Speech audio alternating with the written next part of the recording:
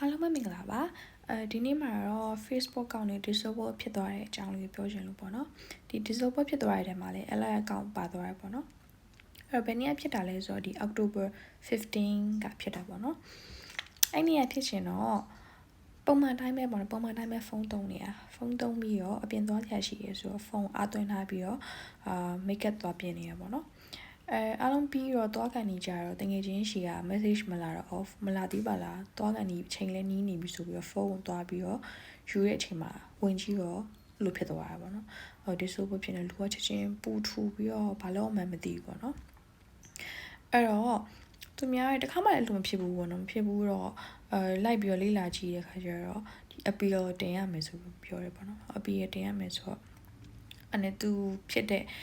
မှာသူကဟိုပေါ့နော်ဘယ်လိုပြောမလဲ download your information နဲ့ go to help center ဆိုပြီးရှိအဲ့တော့အဲ့ help center ကိုတွားပြီးတော့ appeal တင်ရမယ်ဆိုပြီးတော့ပေါ့နော်အဲ့တော့အဲ့ help center ကိုတွားတဲ့အခါမှာ appeal တင်ဖို့အတွက်ကဘာမှမရှိဘူးသူ appeal တင်ချင်လို့ရှိရင် login ဝင်ပြီးတော့တင်ရမယ်ဆိုတော့ login ဝင်လိုက်တဲ့အချိန်မှာ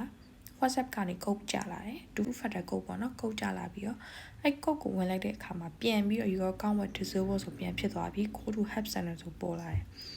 အဲ့တော့ဘယ်လိုလုပ်ရမှန်းလည်းမသိဘူးပေါ့နော်အဲ့တော့လောလောဆယ်ကတော့ဒီ Facebook ရဲ့ Gmail တွေပေါ့နော်သူရဲ့ mail တွေ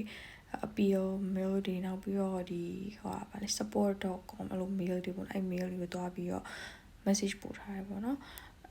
လက်လောအဲ့လောက်ထားတယ်နောက်ပြီးတော့အဲ့ appeal တင်တဲ့အထဲဝင်ပြီးတော့